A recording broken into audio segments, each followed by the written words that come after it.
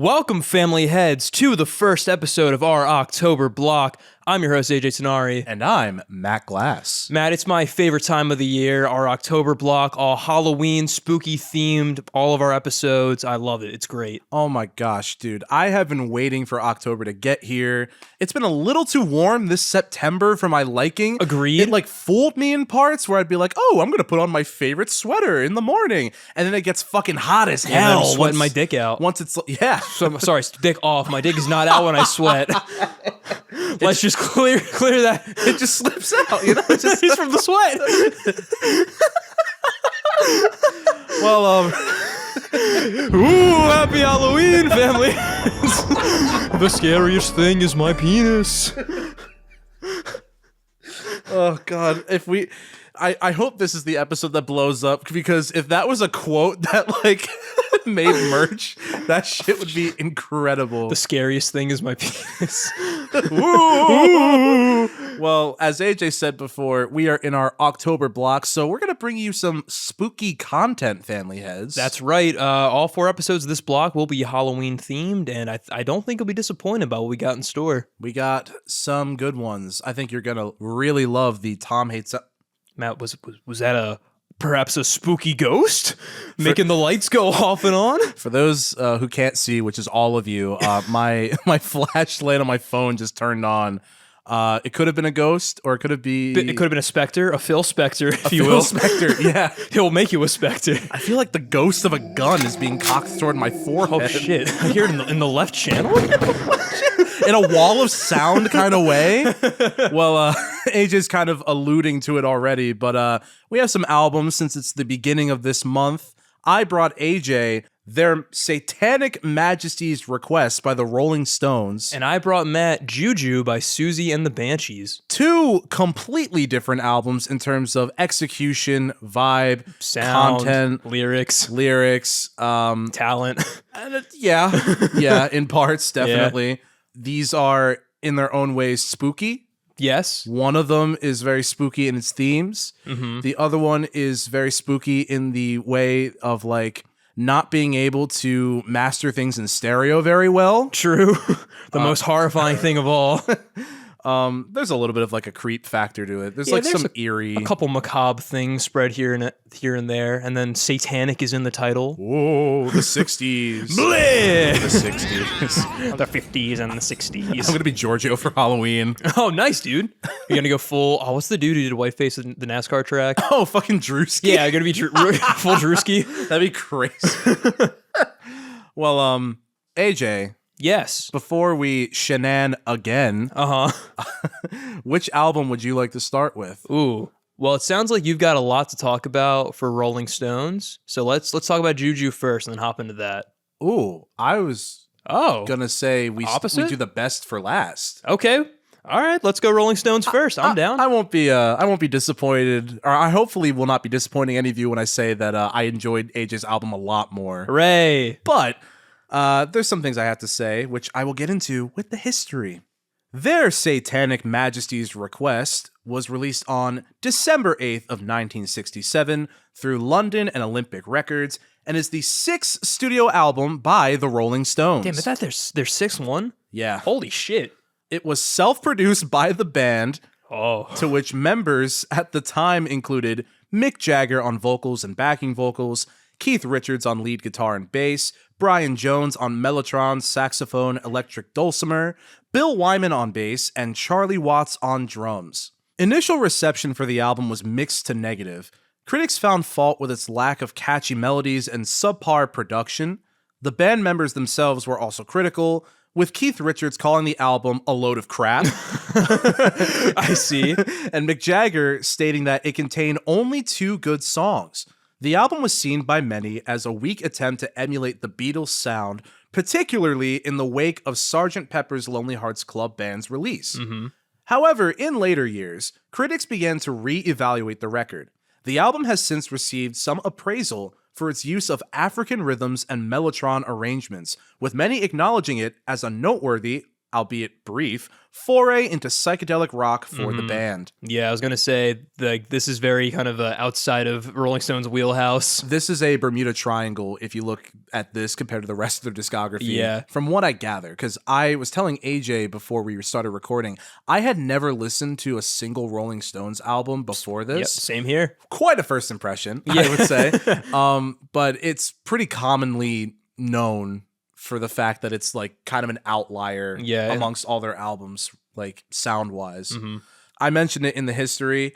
This album is notoriously credited for being like a really not well executed copy or imitation of Sgt. Pepper. Yeah. It was pretty evident when they released it in the 60s. I mean, aren't John and Paul on the album themselves? They are. Yeah. Yes, they are, in fact, on the album. Yeah. And on like one of the worst songs, too. So that's really funny. But yeah, I was really curious after we had recorded Tom Hates Sgt. Pepper episode, that I was like, are there any other albums that are noteworthy of like sounding anything like this? Because like they kind of did it in this way that was honestly pretty admirable. So I was like, this is interesting. And I took to Reddit, to which a bunch of people scary were like, in its own right. That's true. Yeah. Ooh, Reddit r/gooning. That's where I found this album. r/gomping. Yeah, Mick Jagger actually uses this album to goon. r/gomping is crazy. God, gooning to this album, that... Why don't we sing all together? I took to Reddit, and a bunch of Redditors had said this album was really trying to sound like the Beatles. So that intrigued me. Yeah. So I was like, okay, let me give it a listen. And it did leave a lasting impression, even for like the 5 listens I gave to this album, both in mono and stereo. I will get to that in a little bit. Cool. I think we should just start going track by track. All right, sounds good, man. So this album begins with the gooning song, Sing This All Together. They're all just like in a circle, hand in hand, kumbaya. Well, one-handed. Sorry, goonbaya, if you will. One hand in one hand, the other hand occupied. Man, those British, they really just love to do that. That's I true. guess. Actually, we did find that out from guests from last cycle, Marco. Hopefully you enjoyed Marco Newsom's episode on our podcast last month. It was surely an interesting one. Yes, it was. Interesting dichotomy of albums. Definitely. Even more interesting than this. Yeah. The intro is like pseudo-happy. Yeah. Like, there's like obviously this really like kind of bright sort of honky-tonk piano sound. Yeah, like very forward with like the glockenspiel, all the auxiliary percussion, like the trumpets and the sitar. Really like a false sense of security. But there is like this sour note throughout, honestly, the whole album, I would say. Like, it sounds almost too perfect, but then you listen a little bit and you're like, there's something kind of weird underneath the surface here. Something kind of like oddly psychological. It almost sounds like a children's song, but like they're singing about drugs. Yeah. And like everyone's like in unison, like with Mick Jagger's vocals, like definitely like at the forefront, but just like everyone singing at the same time. It does have like a sense of creepiness where like there's like almost this like invitation to like get you to join, or like it's kind of like subliminal messaging in a way. I kind of got that throughout the entire album, I feel like. Yeah. Which I guess this would be a good time to kind of bring up something. I feel like this album could have worked as a concept album if they didn't just like dick around too much. Yeah. There are definitely some really good ideas that like could have leaned into like, oh, come join us, Satanic Majesties Request.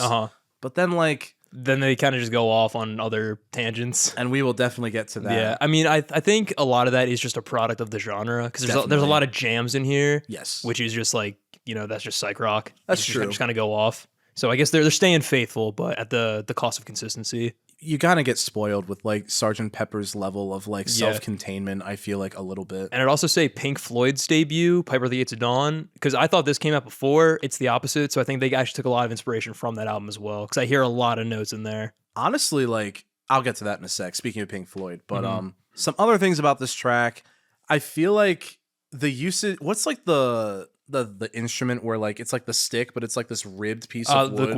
The guero. Yeah. There's a lot of that on this song. There is. On this album. And like in mono, it's not that bad. In stereo, It's a nightmare. This album is hellish to listen to in stereo, especially the 2017 remaster. Yeah. It is way too loud. Like, even when I was like turning it down to like a comfortable volume, it was way too loud and like pervasive. And there were a lot of times where I was like, all right, I need to find like something good to say about this album. But upon listening to it in mono, like in the last 2 re-listens, I can kind of forgive the overstimulating auxiliary percussion.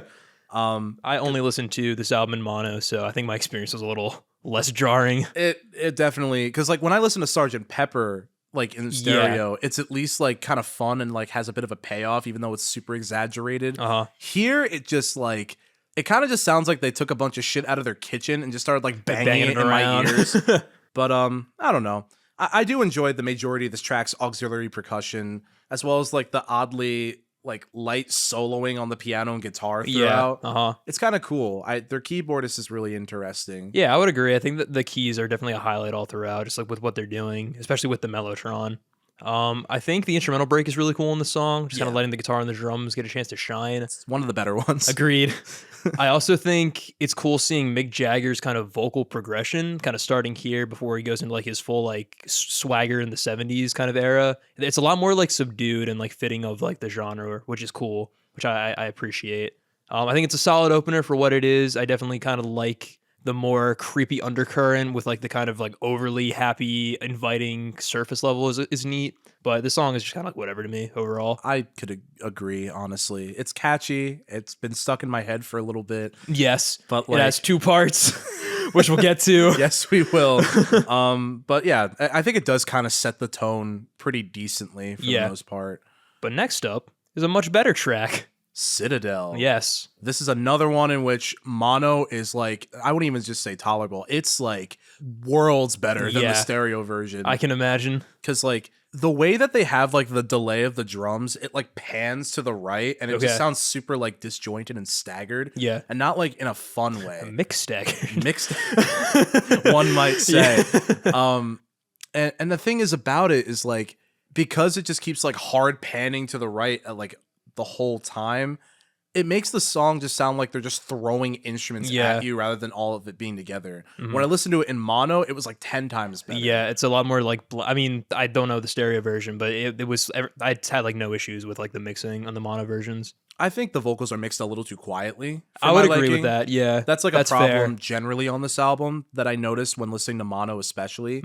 But it's kind of cool. This song sounds like Guided by Voices. Okay. Like, it sounds a lot like some shit off of B1000, one of their albums. Yeah. Which I kind of dug, honestly.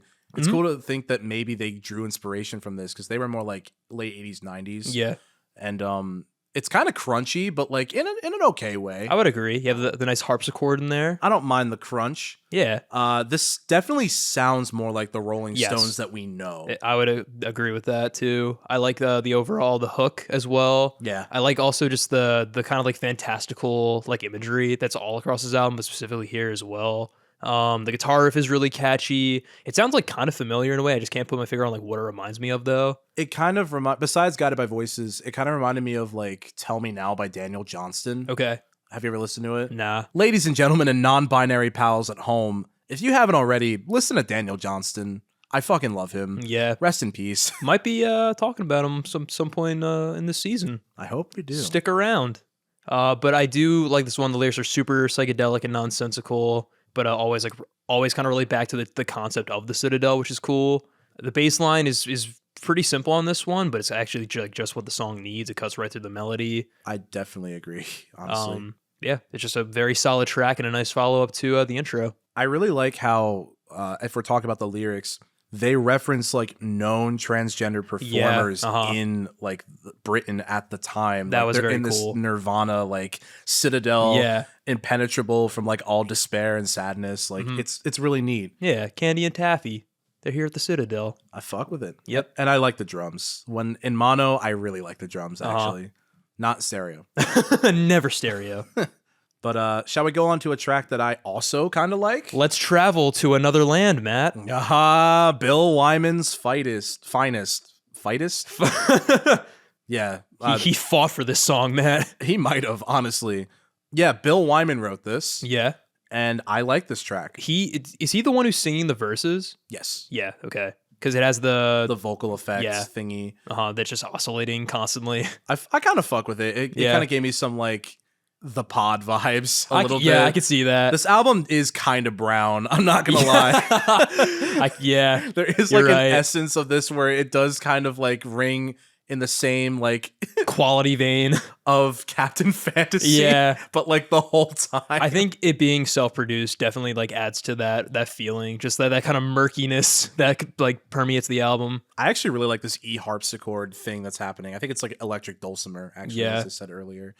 It does very much feel like it's trying to emulate like fixing a hole. Okay, yeah. You know, like, I see. Just from the fact of like how prominent it is. Mm-hmm. I do like the vocal effect though. It can be a little bit much, especially in stereo. Yeah. But I think it very much like works for what the song's trying to go for. Agreed. Yeah. I think it's a really cool concept where it's just dreams and like how the imagery it just like kind of affects you at just like when you're sleeping, and just how there's like the distinct the sleeping you and like the one that when you're awake, and how that's reflected in the verses and the choruses and how that sounds. I feel like thematically and honestly like maybe placement wise in the album, it strikes a similar vein as what's that one song off of Marvin's Mechanical Museum where it's like dun dun dun dun dun dun Take It for a Ride. That one. Yeah, that's a good one. It very much reminds me of that, like thematically. It strikes like a similar vein, content wise. I was trying to find the words there. There you go. I do prefer like the straight ahead like rock sound in the choruses more than, I would agree. than what's happening in the verses.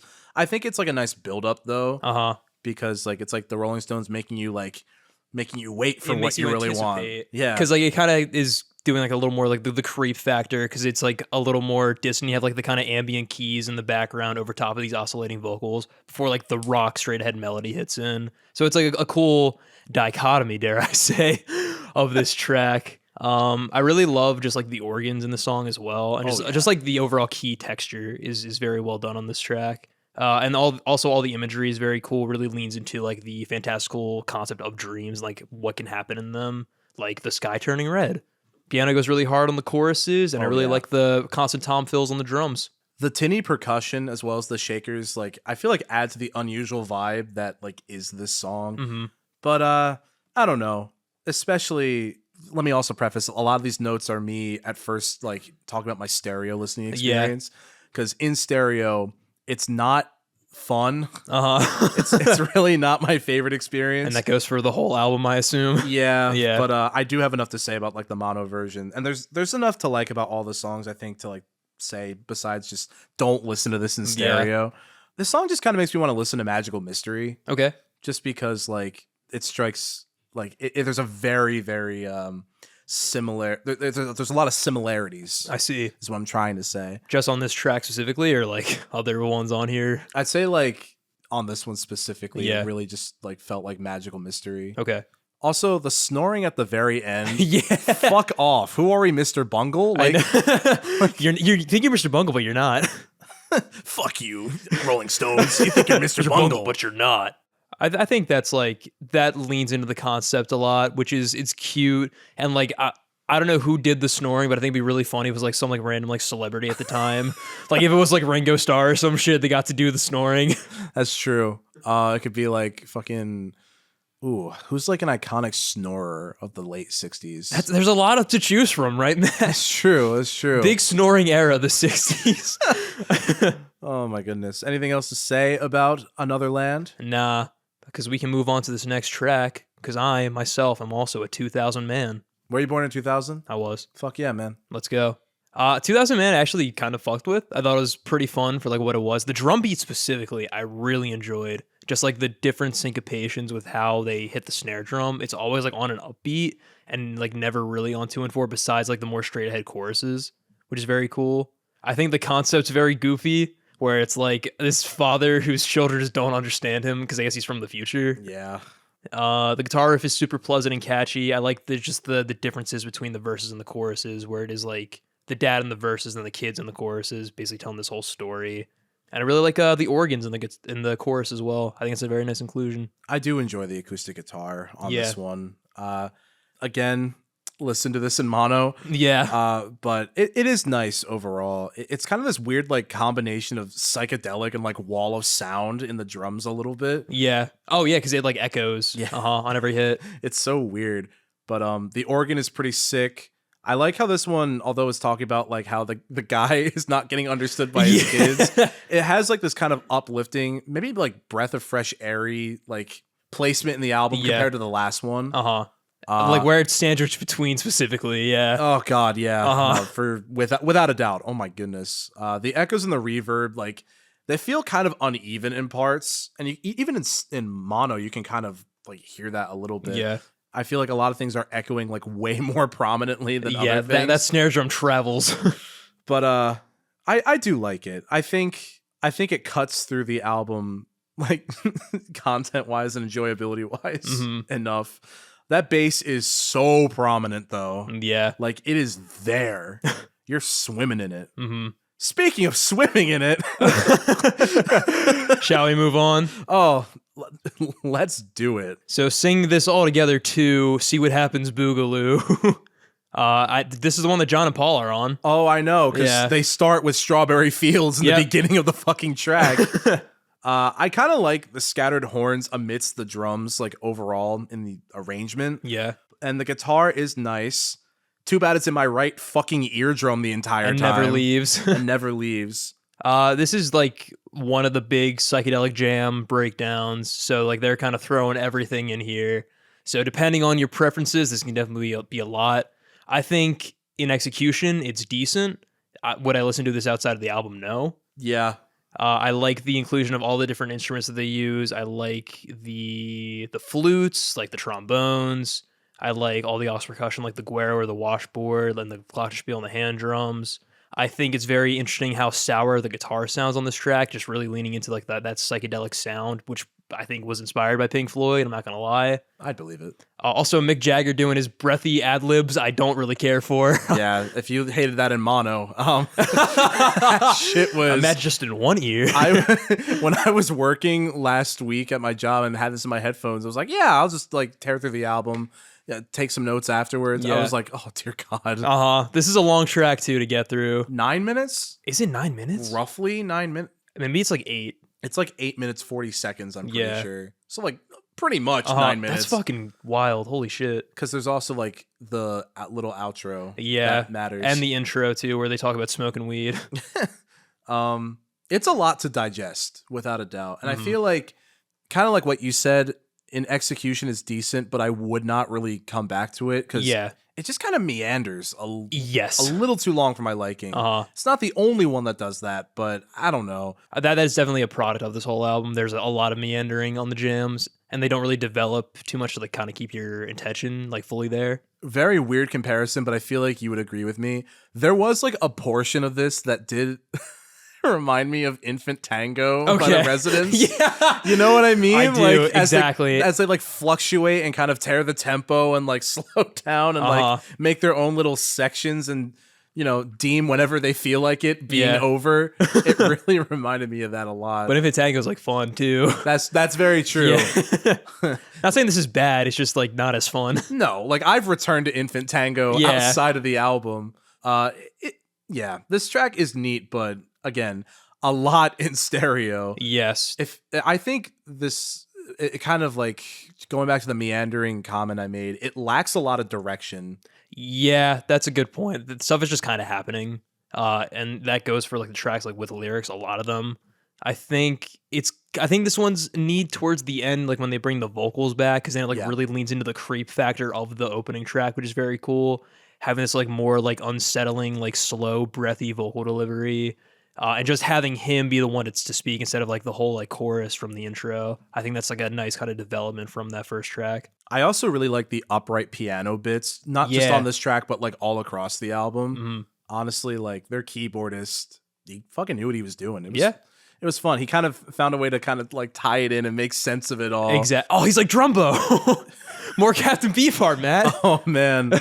Gosh, we should bring that on at some point. I'm saying Tom Hates albums where I want to do Trout Mouse Replica. I feel like there would be a lot of thoughts there. Oh, 100%. Maybe even worse than Pinkerton for Tom. I don't know if that's possible.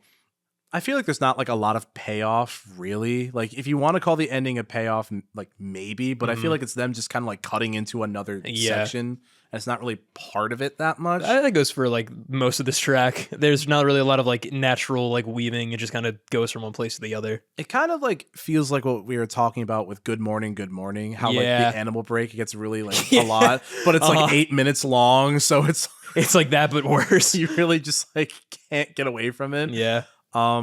This is probably the longest reprise I've ever heard in my life. Yeah. But I do kind of enjoy the horns toward the end because it definitely helps it like feel like it was going in a direction. Yeah. We just ignore the rest of it, you know? Exactly. I think the horns are definitely a highlight on here. It feels like very jazz influenced, just like how freeform it is, but without like the talent or like the rain to like know what they're doing in that kind of vein. I forget what John and Paul were doing on this. They were doing like backing vocals, I think, in a specific section. Yeah, I know that they speak in the intro, but I don't know what else they do besides that. I think you can hear someone say like, "Pass me the joint," which is John. Yeah. Pass me the joint. I'm pretty sure that is all I have to say about this track. Because we're getting to the big song from the album. Arguably the best song on this album. Yeah. Number 6, She's a Rainbow, full version with intro. Yes. I fucking love this song. It's a good one. Even outside this album, which like I didn't even know this was on the album. Neither did I. I was like, oh, this is where it comes from. Like I remember when I first listened to this like months ago, and I was like, what the fuck?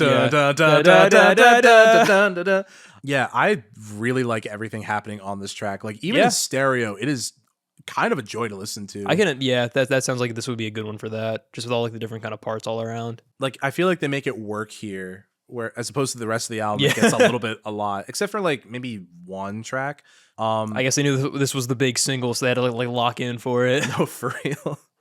I really like the way that they just kind of describe the woman in question. Yeah, I would agree with it. Just like the color motif and like the way that they all like kind of play around with that is very clever and cute. It very much fits into the psychedelic like themes for sure, because it feels like it's kind of up for interpretation a little bit. Yeah. Because like God knows what like mandalas and shit they were seeing when they shut their eyes and held hands and sang the song together. This woman of, I was gonna say woman of color, but that's not what I meant. Man, I didn't know the Rolling Stones were so BIPOC, guys. Well, they made a song called Brown Sugar, and that's not exactly kosher. Oh man, Mick Jagger, he's not real. What a character. Have you ever seen the music video of the "You Can't Always Get"? No. Oh, dude, I gotta show that to you later.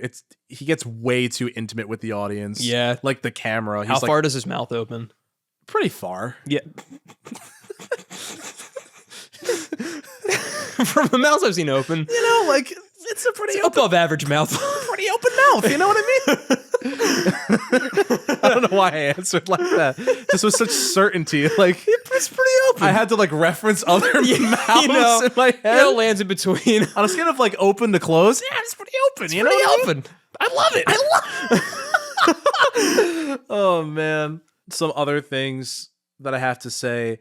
I'm pretty sure I heard the song for the first time in some like I want to say it was like a Garnier commercial. Yeah, I think it was a car commercial that I heard this one like when I was like middle or high school that would like always play. There was this one where it was like Jennifer Lawrence was like swimming in a pool or something, and this was playing as like it was like buy this perfume.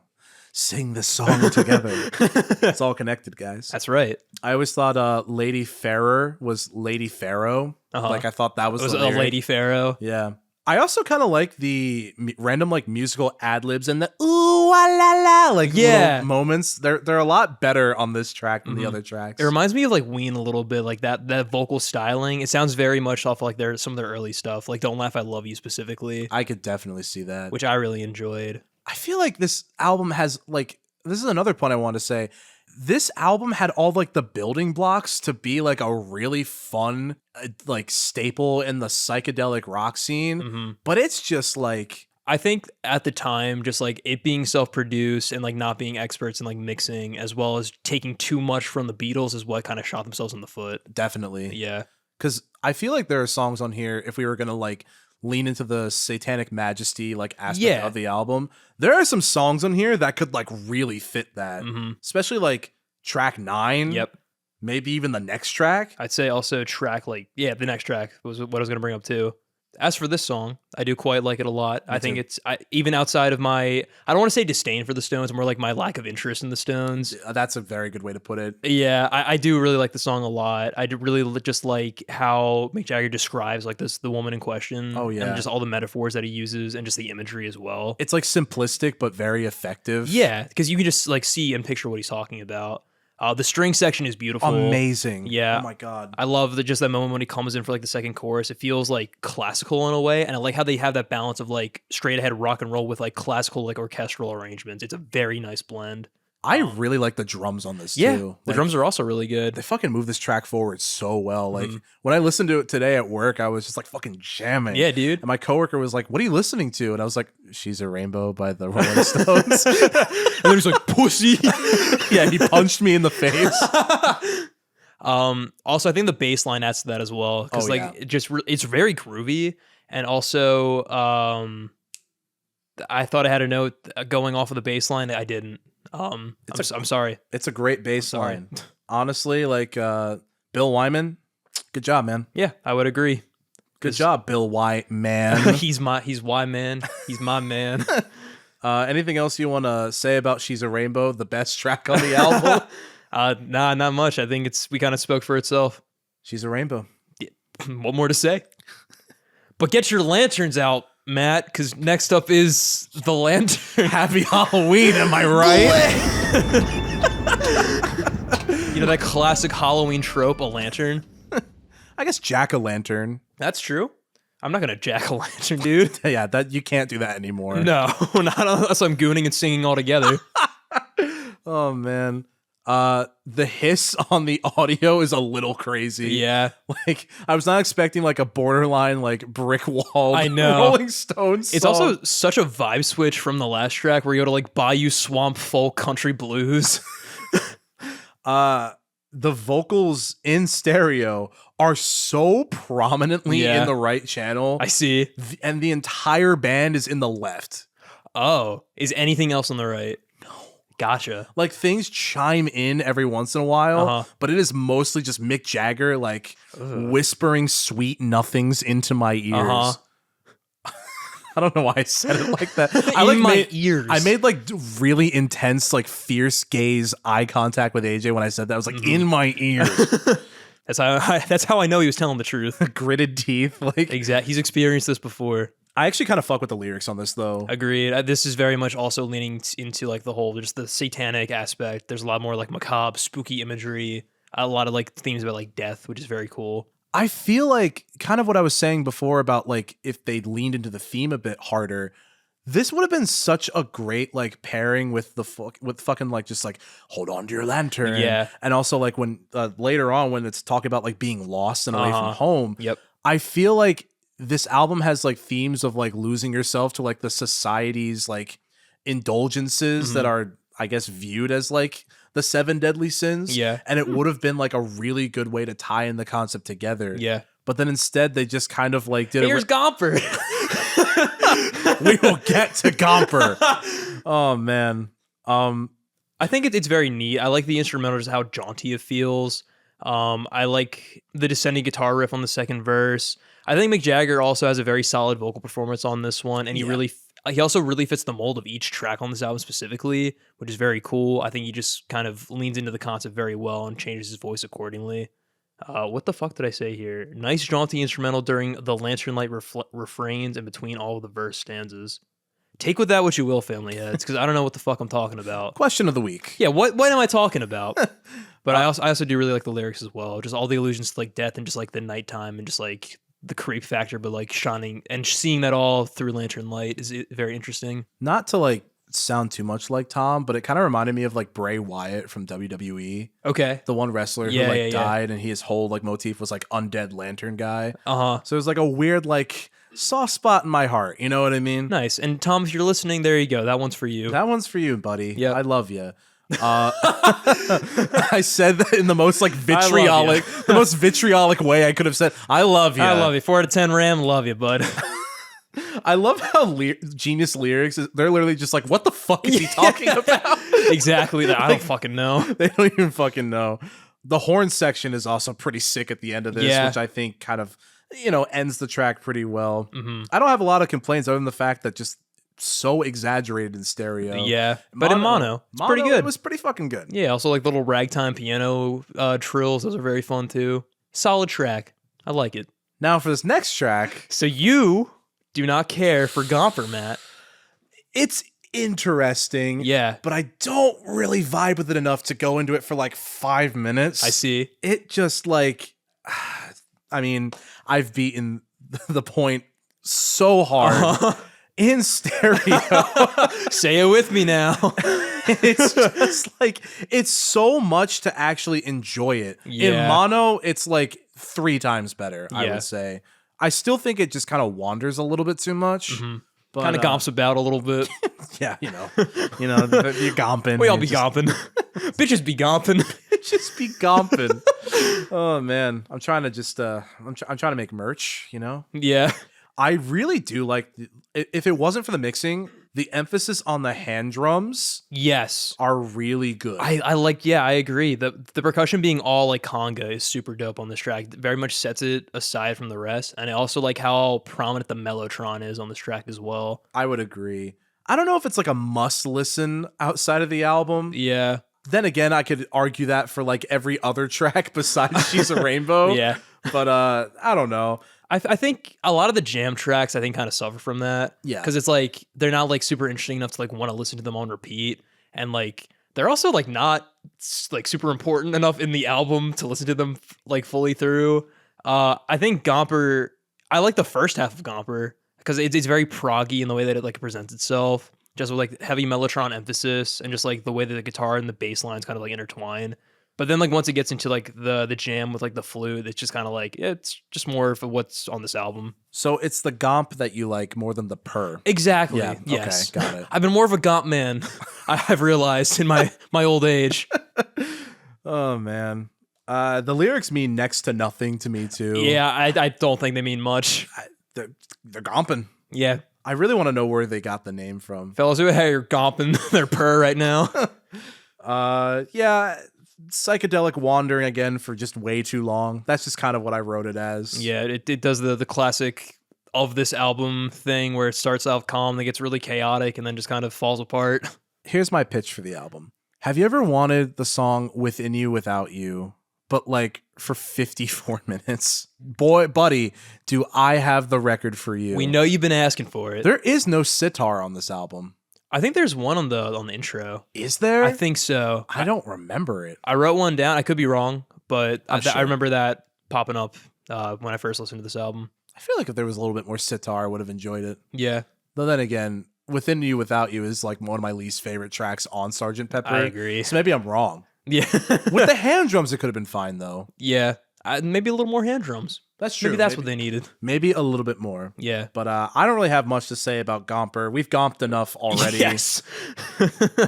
Let's gomp on over to 2,000 Light Years From Home, track number 9. Yes, the last jam on this album, very psychedelic, very Pink Floyd inspired in my opinion. This, I think, also kind of influenced Pink Floyd because it reminds me of a track on the album that followed Piper, A Sauce Full of Secrets, called Set the Controls for the Heart of the Sun.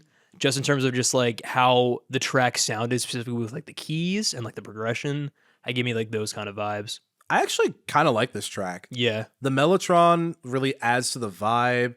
It sounds super far out. Very much so. But it also, oddly, I would say is one of the most put together sounding tracks. Mm-hmm. If this was earlier in the album, I feel like I would have fucked with this a lot more. Yeah. Same with the closer, honestly. Uh-huh. I feel like the closer honestly would have made maybe an even better intro. Gotcha. Arguably. Okay. I mean, I think I know why this intro is there. That's which we'll discuss in a second. Probably, yeah. I don't think they had enough trade-off of rock tracks on here. And this track specifically I see. helped me realize that when they leaned into it more, kind of on this one, it helps. Definitely. Yeah, I think that's a fair point. I do really like the main melody, just how spacey it is, very much in line with the song's concept. I really just love how just kicking the bass line in, as well as just how the synth sound and how they're utilized on this track a lot. Mick Jagger's voice is also really neat here. I very much like his vocal performance, just sounding more kind of low key with all these layered harmonies all around him. Yeah, there's some nice warbly synths on the instrumental break. I really like the ominous guitar riff leading into the third verse, which pairs very well with the high-pitched keys. This one isn't like super memorable for me, but I did enjoy listening to it like through the album. I would say, because I made a note here too, in stereo, I actually didn't mind this track at all. Gotcha. I feel like it was a lot more controlled and they really kind of stuck with the track's vibe. So is that 2 out of 10? Yeah, that's all. Okay. Sweet. 2 out of 10 ain't bad. As Meatloaf said. 20% of the album Yeah. is really good in stereo. Uh-huh. And I'd say like 60% is good mono. Maybe 80. I do kind of like the trebly, like metallic piano too. Yeah. Makes it sound so like dissonant and Yeah. eerie. Uh-huh. And I kind of just like the overall like concept of the lyrics of just being like thousands of miles away from home, looking for just like anything to latch onto. Yeah. I feel like in the concept, they could have leaned into this a lot more. Like, because there are like a couple like motifs and themes that like come back and like forth on this album. Like, yeah, sing this all together and like just the year 2000.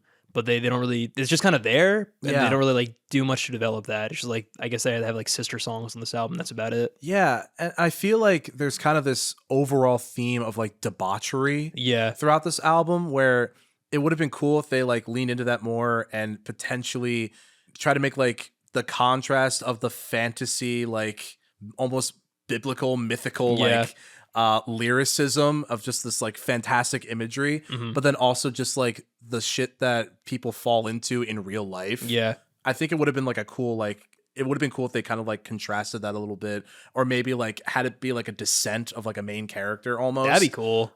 Dude, like fucking Dante's Inferno. Yeah, like something like that. That's kind of rad. I feel like it like I said again, it had the building blocks to probably be like a really fun experience. Yeah. But overall, it just kind of sounds a little bit like aimless, samey. opaque. Like, I don't know.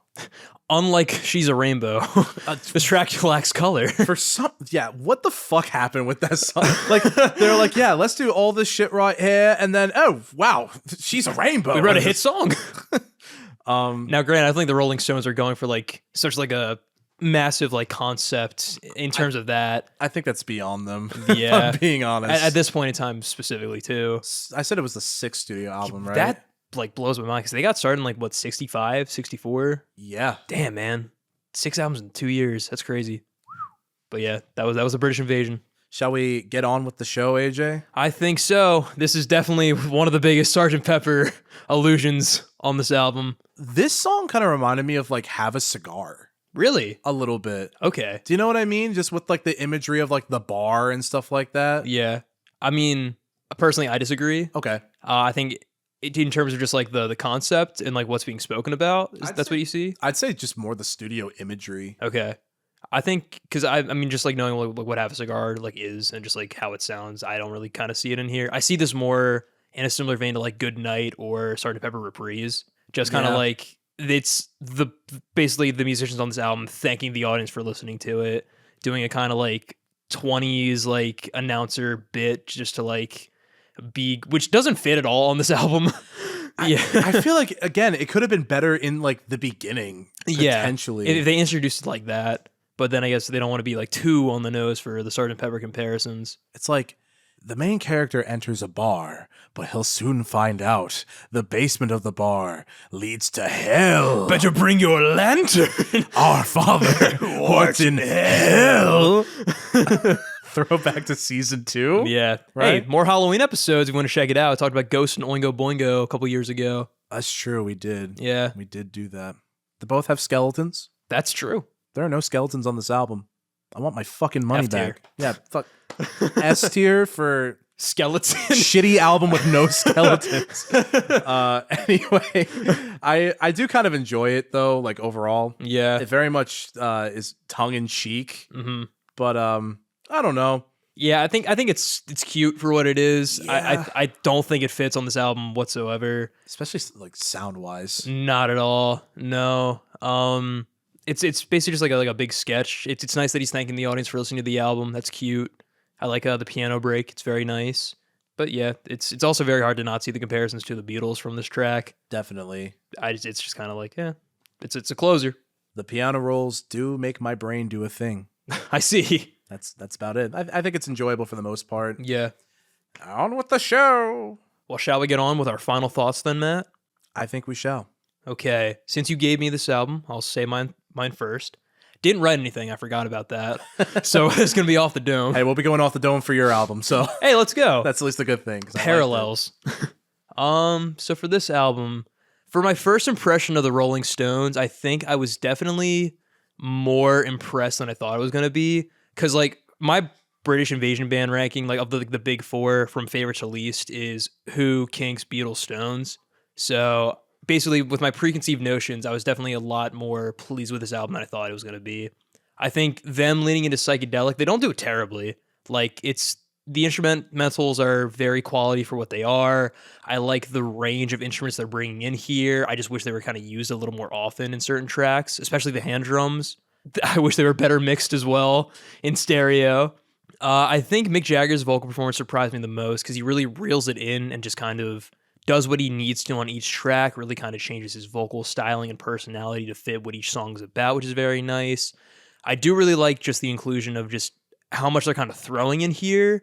It's like music-wise, just like the strings on She's a Rainbow, all the aux percussion on the intro, the horns and flutes and woodwinds on like the jams. I think also the use of synth and piano is definitely a highlight all throughout because just like that just fully gives this album like its textural identity and just like how it's supposed to sound and its like psychedelic influences. I definitely think they could have leaned into the concept a little more.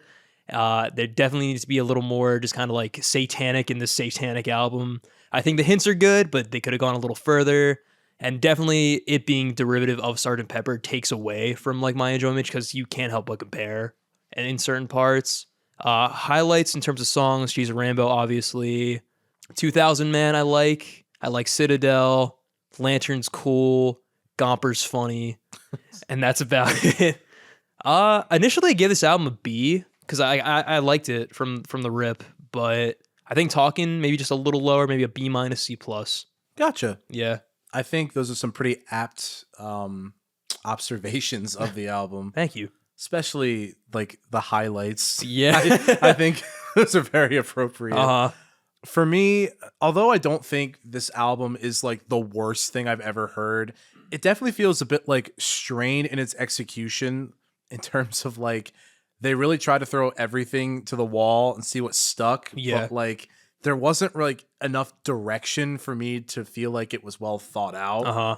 I felt that they just kind of meander for way too long. Yeah. And I think that's what really detracted from my enjoyment of the album. Mm-hmm. It has more than just two good songs, I would argue. Yeah. I This album is not bad. No, it's not. I just think it's, like you said, the timing. Yeah. It's got some flaws that are hard to overlook. A little bit. There are definitely some ideas at the very least that are worth noting because of like, I would say Charlie Watts kind of carries this album a bit because like, especially with like the effects that they use on the drums. Yeah. It really gives each track like its own identity.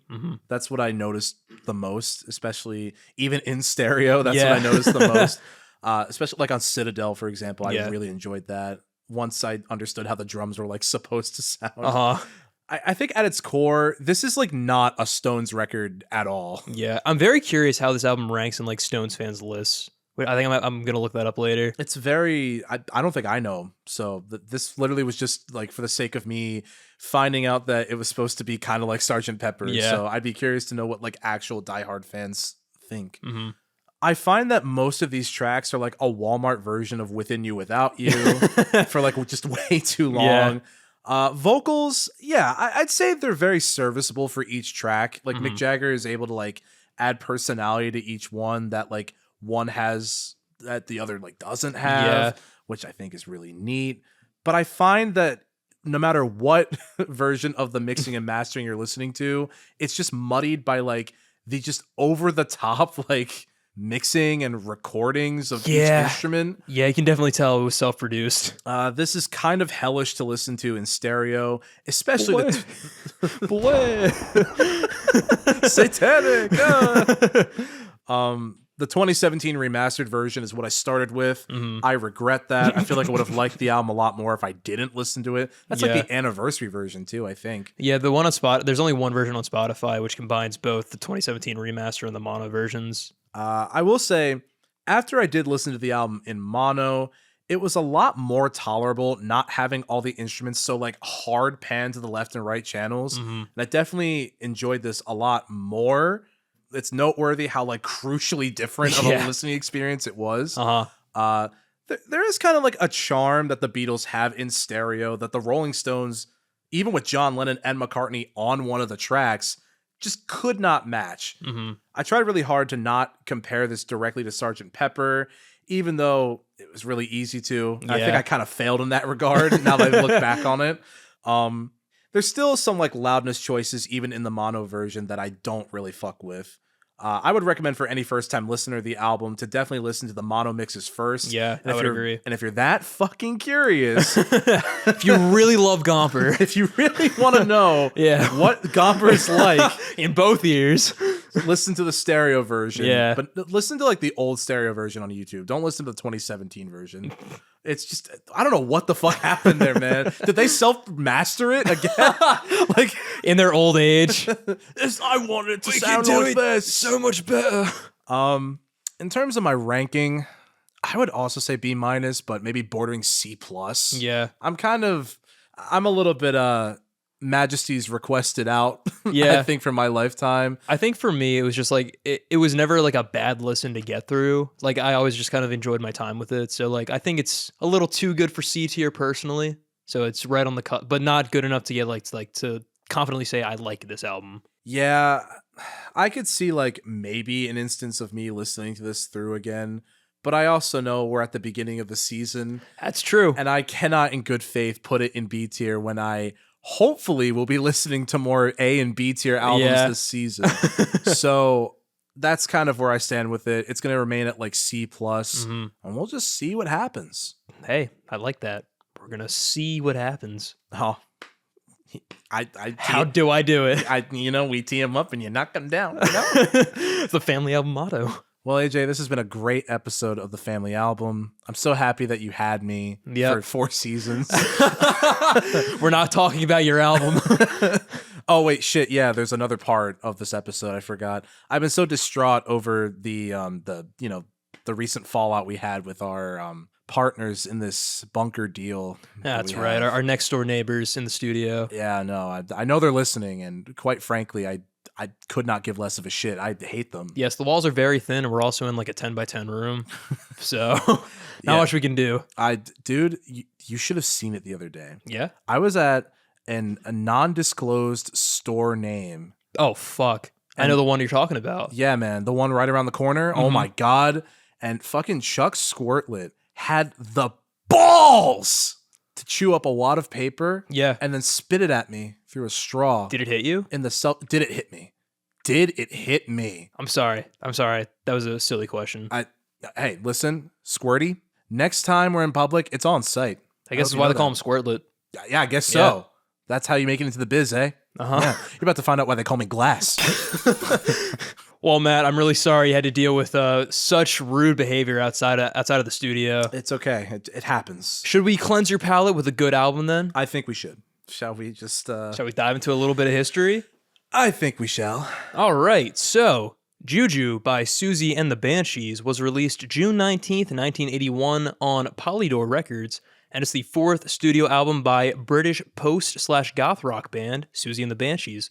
Juju was the band's first foray into making a concept album, focusing on themes of darkness, crime, and injustices in the world, wrapped together with gothic, supernatural lyrics and a haunting but energetic post-punk sound. Siouxsie and the Banshees shaped the album around the guitar, as McGeoch was their new full-time guitarist and wanted to make full use of his talents in the studio while also showing off their new member. Siouxsie and the Banshees formed in 1976, and at the time of Juju's release, the band consisted of Siouxsie Sioux on vocals, Steven Severin on bass, Peter Edward Clark, referred to as Budgie, on drums, and John McGeoch on guitar.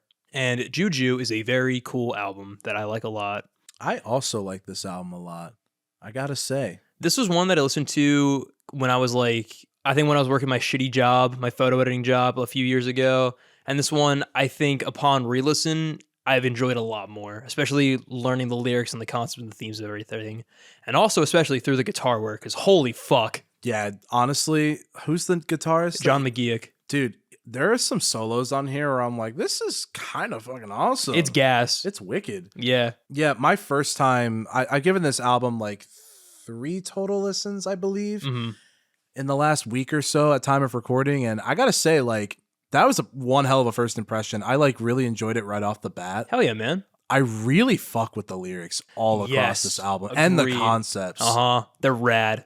I wrote this in the description for the first track, but just as like a general note, they kind of reminded me of like Jefferson Airplane, but if they went like a lot more into like spooky and like, I don't think they go into spooky at all. I don't know why I said a lot more.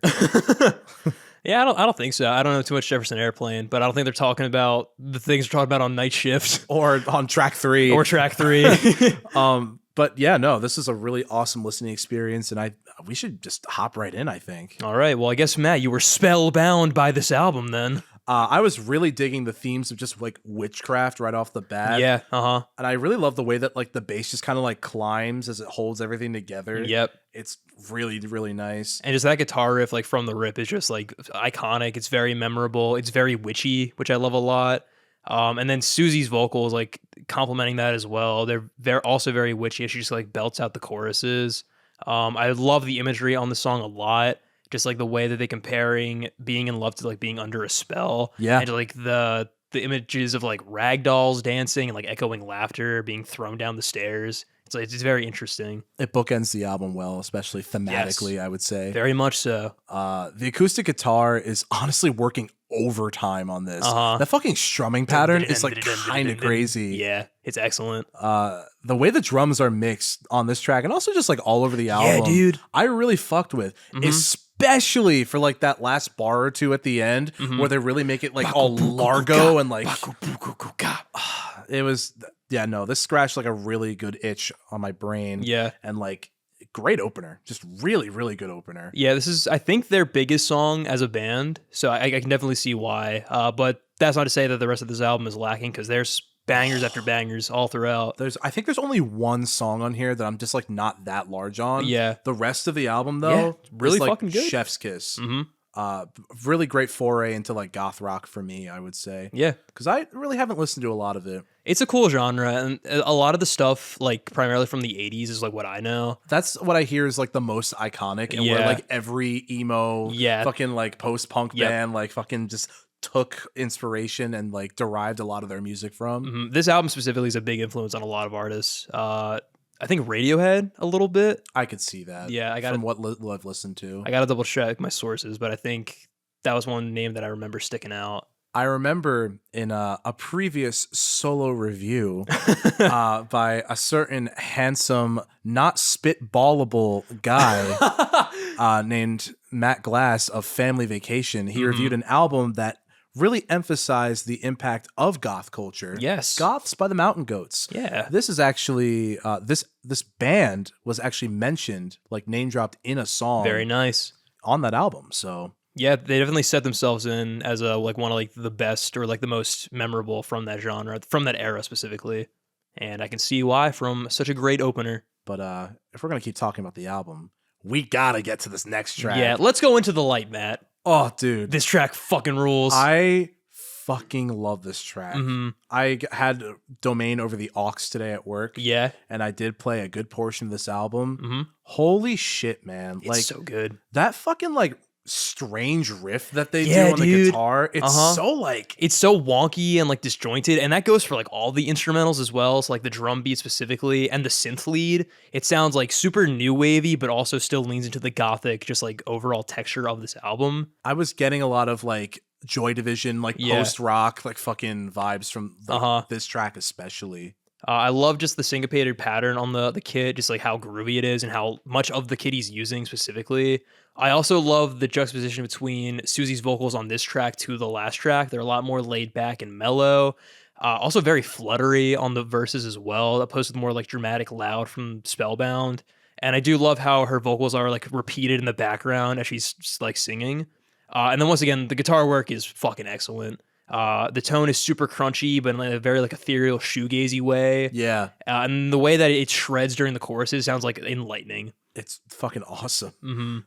I love like the auxiliary percussion on this track because I feel like it really like significantly adds to the whole like voodoo like voodoo witchy, doll, witchy. I was gonna say one thing I really took notice of is, especially in comparison to the last album, is just like the fucking usage of echoes and reverb on like the vocals and the drums. I love when like in most of the tracks there's only just enough reverb to like make the lead singer's vocals stand out and kind of feel like you're just like you're about to get into some like mystic shit right now. Exactly. Like, they sound ethereal, especially on this track, like you said, with her like more fluttery vocals. I love when the drums hit the cymbals on like every beat toward the end of the track to really just like power through. And like the usage of the sound effects, I don't know if it's this track that uses like a vibra slap. I think it might be later. I think so. But I really like the way that it almost makes you feel like you're in a ritual with like just like the single like wood block taps and like all that shit. It really hit hard for me. And honestly, this track did not disappoint. I also really like just the theme of what this track is about, where it's just like questioning like what comes after death and like how our relationship like with religion like shapes like our idea of that answer. Oh yeah. And also just like how they compare that to like forbidden knowledge, where it's like we shouldn't like really be like seeking this out because it's like it's inevitable, but it's also gonna like make you worry more the more that you think about it. I mean, like, are they British?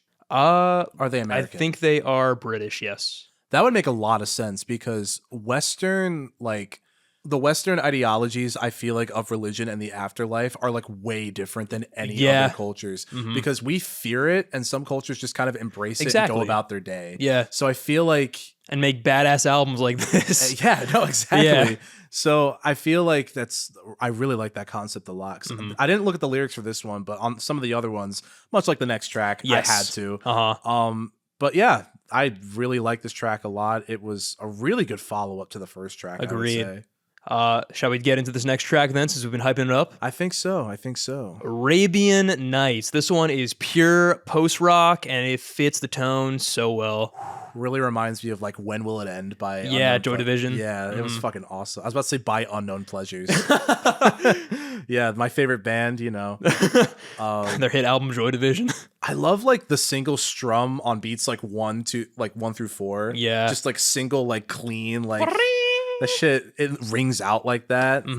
Almost like in a harp kind of way. Yeah. Also, the song concept, I also kind of like too. I think they handle it in a pretty decent way. Agreed. Given how, I guess for a lack of better words, over the top racism wise, the 80s just generally was. Yeah. I feel like they handled it with poise. They didn't lean too hard on the fact of like, oh, Middle Eastern. Yeah. Like they just kind of did like a few little tiny cymbal pings. Yes. It was like more like kind of blending their style like with the culture of like what they're talking about. Yeah. And I also, I just like the commentary of this track a lot and like what it's discussing. Definitely. It's about just like the mistreatment of women in the Middle East by men.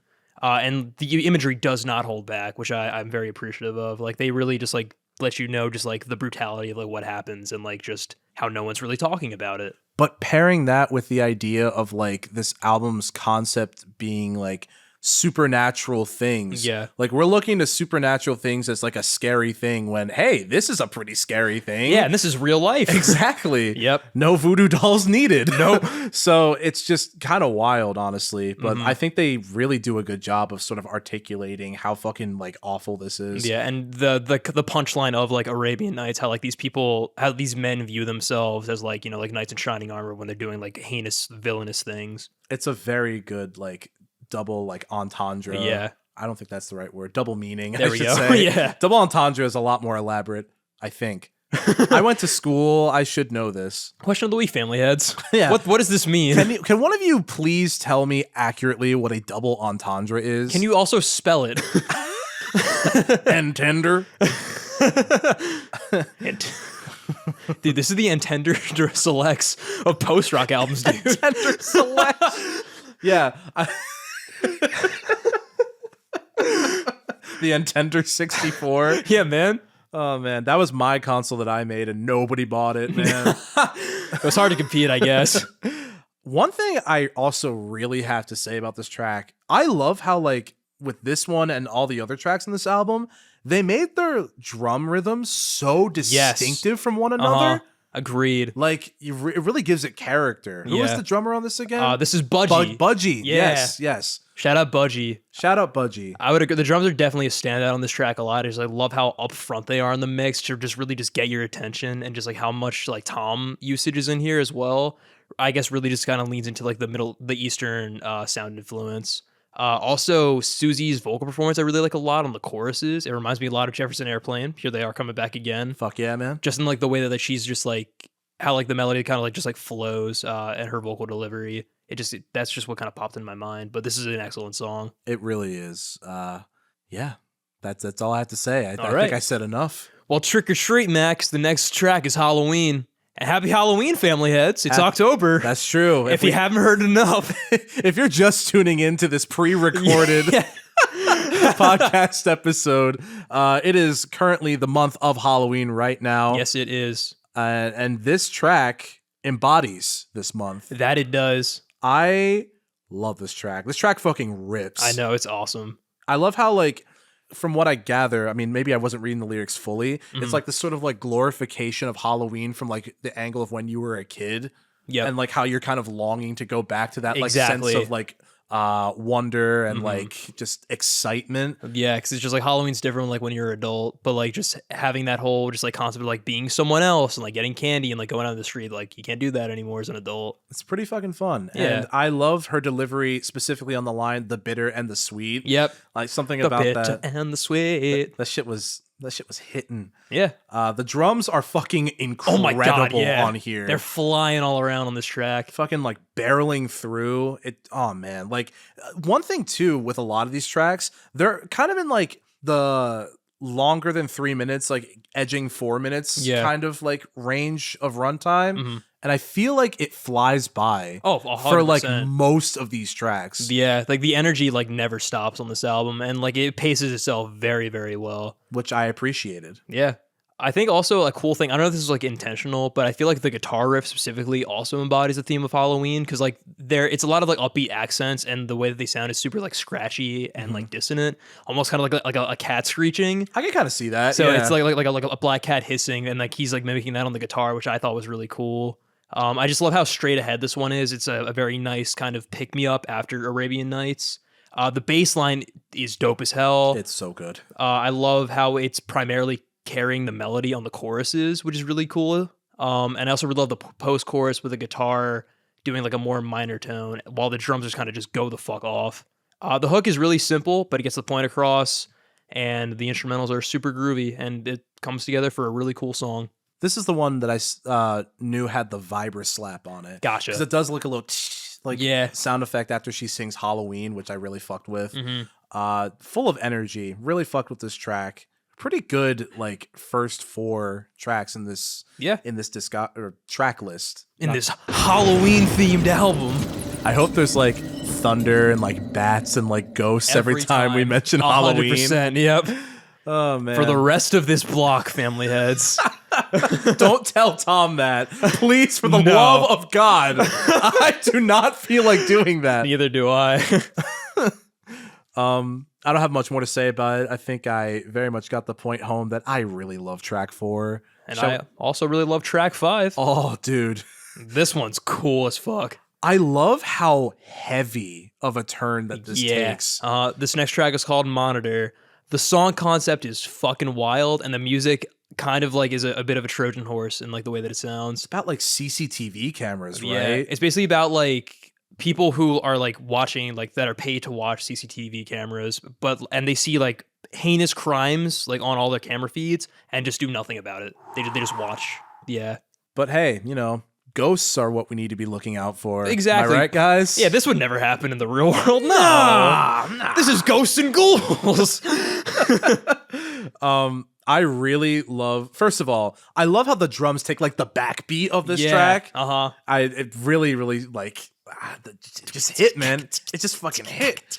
I really love the bouncy nature of this track too, and the usage of like the sound effects in this track between the verses and the choruses. Yep. I love how the middle of the song makes the instrumental almost feel like it like melts and comes to a stop.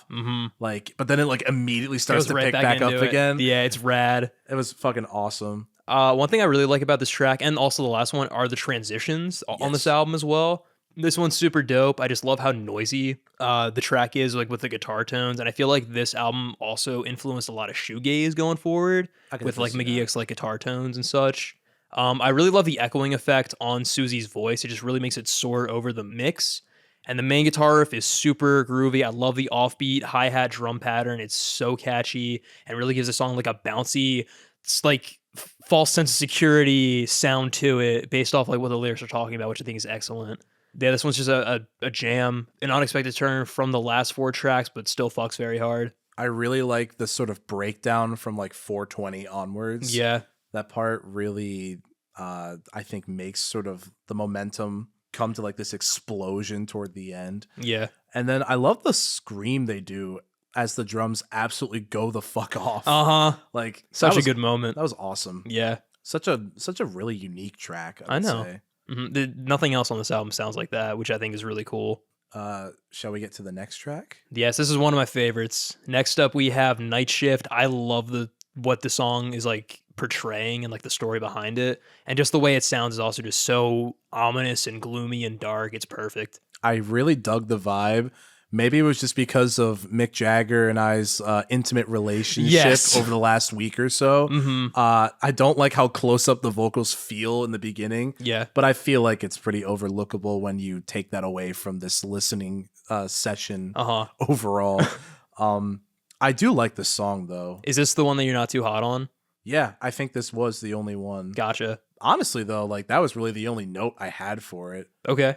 This was like the only point in the album where I was just like, oh, I don't like this as much. But I think it was just because I was like, the vocals were just really close. Yeah. Felt like they were right in front of me. I think that is definitely intentional because do you know what the song is about? I do not. So it's based off Peter Sutcliffe, the Yorkshire Ripper. Oh, wait. Yeah. I think I do remember. He was like a murderer or something like yes, that. He was a serial killer who specifically murdered prostitutes in the 70s. So the Night Shift is basically like this collective of prostitutes, like kind of looking out for each other as like this killer is on the loose, working the night shift and like kind of like, you know, being like, beware, like the Ripper, because he's going to get you. And basically kind of like how he does his crimes, how he commits them, and like how they're kind of like trying to like stay safe out there during like the night shift. I think it's a really cool concept, and I think the up close nature of the vocals like really emphasize like someone like behind you, like breathing down your throat, which is really cool. This track, I think, just goes really fucking hard. I love the build up towards the end of the first verse, as well as just the climactic moments on the build ups to the choruses where the crash cymbals just keep ringing out. I think that's great. The guitar sounds super triumphant, which is a very cool juxtaposition to the subject matter. I really love Siouxsie's way of songwriting on this track specifically. It's super cryptic, but also really clear. Like her word choices paint a clear enough picture to like let your mind fill in the blanks. With plenty of like macabre metaphors along the way to like really just embody the whole theme of the album. And then the bass line is also just really solid, mostly just grooving along with the guitar shredding and the drums just beating the fuck out of the crash cymbals. And I think the storytelling is really cool, and I think the concept's also really cool. Trying to find a point in my notes where you didn't mention something. Oh, gotcha. Oh, my fault. No, it's okay. It's okay. Someone had to say it. I really love how like I use the word apocalyptic for the way the guitars sound. Yeah, I just feel like they're really like droning, almost like a warning siren in a weird way. Yeah. Definitely adds to like the eerie vibe, especially with like the added context that you just gave. Man, like I already kind of got like sort of a feeling when she kept singing like waiting for the night shift. Yeah, and like with the added context too is like, oh my god, yeah, that's crazy. It's dark. Honestly, like the up close vocals didn't stop my enjoyment of the song. It was just like one thing. This was like the only like truly negative thing that I felt, but it was intentional, so I feel like I can forgive it. Yeah, but it just doesn't like speak to you personally. I think it wasn't even that. I think it was just Mick Jagger being so close to me. Left a bad taste in your mouth. I think it was just the bad. At one point in time in the last week, I did listen to these back to back. Yeah. So I think a part of that was just like, oh, I don't like this. It reminds me, the scariest thing about this episode is just Mick Jagger being Rolling so close Stones, to me. Ooh, I'm gonna flatten you. Pretty good track, I would say. Word. Next up, we have "Sin in My Heart." This one starts off very ominously with the the breaking sound effects. There's a lot of just like stuff like glass breaking and just like stuff happening in the background. And I really like how this tempo like steadily increases as it gets closer to the verses and the choruses. That's a really cool moment. It makes you feel a little uneasy, but like kind of a good way. Mm-hmm. The glass breaking at the beginning scared the shit out of me in my car. Yeah, a little jump scare. And I had listened to this like prior to me driving and listening to this album, but like I forgot that this was like a thing. So I was like, oh my God. Oh, never mind. We're good. We're good. Who's throwing glass on the highway? Who's throwing glass on the highway? He needs to be stopped. Oh, man. Sorry, what's your last name again? It's just a picture of me on the highway. Standing there throwing a bottle on the ground. I love the guitar picking pattern on this track. Yeah. Specifically. Agreed. I also think it's kind of nice that like this track especially isn't that long. No. But like it's not like I was like wanting it to be shorter. I think like it's nice these last two before the closer, they kind of are just like little add-ons because the closer is like the one of the longer tracks on here. So it's cool to just have like a little more kind of like upbeat, just like straight ahead post rock before like the big dirge at the end. I really love the drum fills on this track a lot. And just like how heavy the emphasis is on the toms. And I also really like how they lead in the vocals directly just to kick the energy up before going full steam ahead on the choruses. I love how both guitars complement each other on the post-chorus and the leads having a solo as the rhythm continues the upbeat accents. This is one, it's probably one that I'm not like, that's not my favorite, but I still think it's just a very well done track and perfectly fits on the album. For 7 tracks in, I would definitely say like the fact that my enjoyment was still here. Yeah, for a 9-track album. That's pretty significant. Yeah. I don't really have that much to say about it either. It's very like simplistic in its themes about like talk about like sin and stuff like that, but also it's fitting and it's fun. Exactly. It really is the 7th track on Juju. That it is, and that's not a bad thing. Not at all. Next up, we have the penultimate track. We have Head Cut. This one's just really goofy. Dude, my first note here was, hey, yo, we got Dead Man's Party vibes on this motherfucker. I love the bass tone on this specifically. It's fucking filthy. Yeah, it's really fucking good. I love just how it takes over the melody. It's excellent. For a penultimate track, good soup. Agreed. Certified good soup. Certified. Her vocals on this are insane. Yeah. Which I also thought was really cool. Mm-hmm. I love the way that she screeches all over the track, just like a... Just like a... It's on the tip of my tongue. A siren. Ah, yes. Like a Siouxsie and the Sirens. Yes. That's right. Okay, now I can go home now. I feel good. Yeah, we did it. That was going to bother me. All right, final thoughts. We skipped completely over the last track. Oh, man. I would agree. I think her vocal performance is very memorable on here. Just like how sporadic it is. Just combining with just like the super offbeat, like straight ahead fun, like bouncy instrumental. The concept's also really silly about her just like cutting off someone's head and keeping it in her room. Yeah. That's just very goofy. I think just like how disorienting this track is what makes it very memorable, as well as just like the bass-led melody. And I'd also end her vocal performance. I feel like in the writer's room for like the live action like James Gunn Scooby-Doo, this like had to have been mentioned at some point. Yeah. James Gunn definitely listens to Siouxsie and the Banshees because fucking he listens to everything, first of all. Yep. But then second of all, my first thought was like, this definitely almost made it into like the Spooky Island like playlist without a doubt. Yeah. It would have been cool if like the guy with like the shrunken heads in his like shop, he was like listening to this. Back to the flat with me. That's kind of what I was thinking of when I was listening to this.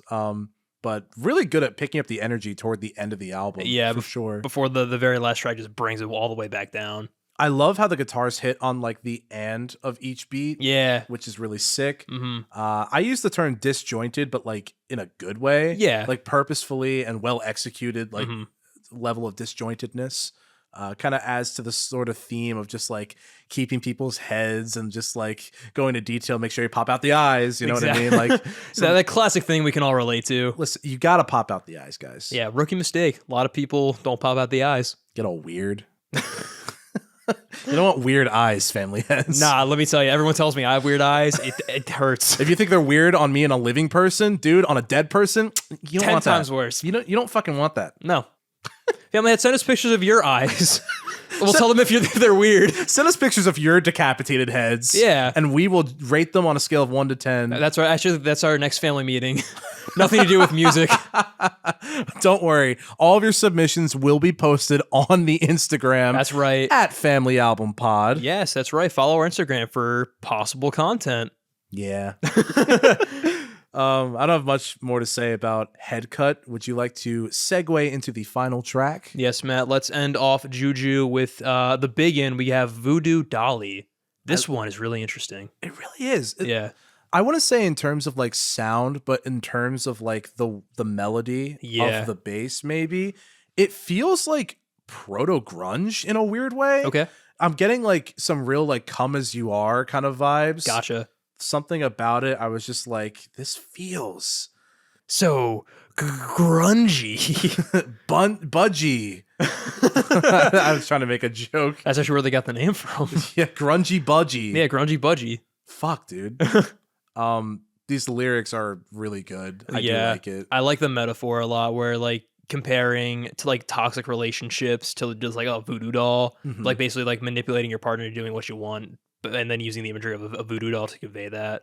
And I also like how it kind of like as the song develops, like the roles are reversed by like the partners, whereas like initially it's the man who's kind of like controlling over the woman, but then later she kind of takes that power back and like makes him the voodoo doll that she can do whatever she wants with. But this track is like a dirge, basically. It's very slow moving. It's very ominous. I like how this track develops. Definitely a slow burn. It kind of steadily gets faster with like more instruments getting added into the mix, like slowly but surely. I also really love how bass heavy this track is and the use of auxiliary percussion as well. There's like this overall sense of impending doom right away listening to this. And I think it fits well with the concept. The usage of reverb as the song moves forward really just makes you feel like you're reckoning with like otherworldly powers beyond your understanding. Yeah. It sticks with you, I would say. Yeah, and for a last track, that's definitely important because like this is definitely memorable when you finish this album. 7 minutes that don't waste a fucking second, in my opinion. Agreed. I love when the drums add a bit of like gazpacho to the beat and get super tom heavy. Yeah. You gotta add that gazpacho to your percussion, man. That's true. Whenever you see a G in your music, it means gazpacho. Exactly. Oh man, you start to like lock in when it gets faster. Yeah. And it's just like the guitars just start fucking shredding in the background. It's fucking freaky, man. Yeah, it sounds like static, which I love. Static of like the magic of the voodoo doll. Yeah. The solo over top is like this booming instrumental is like a really nice contrast. Yeah. And then like the whispering and the echoes really just again make it feel like a sort of ritual. Like I'm getting revenge from how shitty you were. I like that.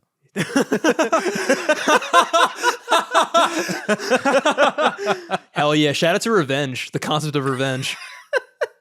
Hey, revenge is an eye best plucked out of the head cold. I was going to say it's a dish best served cold like gazpacho. Ah, yes. Yes. That too. that too. Shall we get to our final thoughts? Yeah, Matt, what'd you think of Juju by Siouxsie and the Banshees? This will be off the cuff. Oh, shit. Let's go. Off the cuff alarm. Let's go. Let's not start that. I don't want to encourage myself to be lazy or encourage myself to be lazy writing my notes. That's also true. Oh, man. I really enjoyed this album of the times that I've listened to it in the last week or so. It is quite a long-lasting like impression of an experience. The sort of like comparison of like things that people find freaky in a supernatural way and how they're taking that but directly showing the listener things that are objectively freakier and happening right in front of you. I feel like overall as like some of the song concepts in like Arabian Nights, for example, Monitor, Night Shift, like it's cool to see those comparisons really just get like so highlighted and so like I guess like emboldened. Yeah. And I really like the way that they did that lyrically. I think performance-wise, the lead singer is just incredible. Much like Mick Jagger on the last album in their own way, I think they really give each of the tracks character. I had like a good time remembering each track specifically, like nothing blended together, despite this album being very tonally consistent. What else? Musicianship is just really tight. Yeah, you can't beat it. It's really fucking good. Even on like the one track, Sin in My Heart, that's like not that long. It's still really tight and full of energy. Production, I would say, is really, other than that one song. What did I say? Was it Night Shift? Yeah. I just didn't like the vocals being that close. I think because I was used to like the sort of like echoey, like reverb, like that was put over the singer's voice. It's still very enjoyable, and I didn't really find anything egregious, like, or just bad at all with it. I love the bass all across this record. Yeah. From start to finish, it just sort of rips. It just fucks all the way down. I love how primarily melody focused it is too. That's really fucking cool. Definitely. There's even this one part where like it's playing a completely different melody, but like rhythmically it's mimicking the guitar. I know. I forget what song that was that I noticed that, but I really like the just overall choices made, even with just the minor sound effects and studio imagery. I would definitely give this like, at the very least, an A-, but I could see it going up. It was a pretty damn delectable experience. Hell yeah, man. I don't know why I phrased it like that at all. Delectable experience. I like my heads without weird eyes popping out of it. Yeah, but I really enjoyed this album a lot. I would give this like an A- and probably like, honestly, like maybe like an 8.5 out of 10. Hell yeah, dude. It's pretty sick. Word. I'm glad you enjoyed. Did I give a number rating to the other album? I don't think you did. 6. The Gomp out of 10. Gomp out of 10. Yeah, Gomp out of 10. But AJ, what do you think of Juju by Siouxsie and the Banshees? The more I listen to this album, the more I really enjoy it. Like this, I think I'm really happy I brought this on the show, because like this was never an album I was like kind of clamoring to bring on. It was just kind of something that I knew had in the back of my head, and I was like, oh, we're Halloween doing our block, gotta bring on something spooky. And I was like, oh, Siouxsie and the Banshees. And then I was like, shit, sounds a lot better than I remember. Goddamn. I did, like I said, I always liked Juju, but I never like delved deeper into the album or Siouxsie and the Banshees discography. That's definitely going to change, because this album is fucking excellent. The instrumentals are simply fantastic, with Budgie's thundering drum beats and Tom Focus fills giving each track a sense of movement and tension, as well as Severin's bass work holding everything down with exceptional bass lines and patterns. For me, the star of the show is John McGeoch's guitar work, though. The tones he's able to achieve are simply captivating and always keep you on your toes, as he just switches style, sound, rhythm on the drop of a dime, but always fits each track perfectly. Knowing this album was built around the guitar makes so much sense, because its prominence just really makes Juju a cut above the rest. Siouxsie and the Banshees is nothing without Siouxsie herself, though, who excellently brings these song concepts to life with her haunting, dark, beautiful vocal performances and twisted, macabre, striking lyrics. These song concepts are super dark, but really leave a lasting impression. I just love the imagery and songwriting style on tracks like you mentioned, Arabian Nights, Monitor, Night Shift, even Head Cut. For as silly as it is, it's very clear as to what it's talking about. Other highlights, Into the Light. So good. Opener, Spellbound, biggest song for a reason. Night Shift, I adore, is one of my favorites. Monitor, Arabian Nights. Even Sin in My Heart's a good one. It's on a playlist. It's a fun song for what it is. It is. Honestly, like, it's short and sweet, I would say. Yeah. Like, it doesn't have a lot of complexity in its song concept, but that's not a bad thing. Yeah. It, like, really fits, I think, especially for that position on the album. Exactly. I feel like having another, like, sort of specific song concept would have been like a little bit too much, especially coming off of Night Shift and before Voodoo Dolly. For sure. It was just like the right amount of filler that doesn't detract or make you think they're just padding for time. Nah, it's just like it's earns its time on the album, but it's a nice kind of like cool down before the big stuff later, both thematically and musically. Yes, quite mad. And how could I forget Halloween? That's also a great track. Yeah, Halloween is fucking awesome. The holiday too. Exactly. I would agree. Overall, Juju is an excellent exploration of the evilness in the world through kick-ass instrumentals, a brilliant vocal performance, and lyrics and imagery that cut through you every time you listen to them. So I'm giving this album a solid A tier. I quite like it a lot. It's very good. Yes. It was a very good listening experience. I'm glad you enjoyed, man. And I'm definitely going to be listening to more Siouxsie and the Banshees, because I'm curious now to see what else they got. The closest thing I'd ever really listened to goth rock is Chipmunks on 16 Speed. Oh, Chipmunk Sludgefest? Yeah, because honestly, it's kind of funny how much those songs really just like change color and character when you like slow him down to the right pitch. There's a very famous comment on that video where it's like, this is vaporwave but for heroin addicts. Yeah, no, that probably tracks. Yeah. I love all like the lore they have surrounding like Alvin and like seeing them all like outside of the performing the lives. venue. Oh, it's so good. Yeah, I saw Alvin back in '84, man. He threw his like moldy sandwich at me, but then I just knew that he really needed it because he's been going through a tough time. Yeah, I didn't care. The music was fucking real, man. Oh man, the music was fucking real in this episode though. That it was. A very interesting combo of albums. A brilliant start to our spooky October block. Cue Thunder. Ooh, that scared me. But Matt, thank you for joining me on this frightful evening on the family album. Listen, I'm trying to rack up all of the autumn vibes I can, and October is the pinnacle of spooky vibes. That it is. We hope you enjoyed this episode, Family Heads. If you listen to these albums, let us know what you think. Also on our Instagram, we have tier lists for you to rank all of our albums per season, including these albums for our new Season 4 tier list. Yes, indeed. And as we go along in the season, we will have much more. That's true. So be on the lookout for all this exciting content and for our next week's guest episode to keep up the spooky theme. But until then, Family Heads, I'm your host, AJ Tenari. I'm Matt Glass. Thank you so much for your constant love and support, and we will see you next week. Peace. Mwah!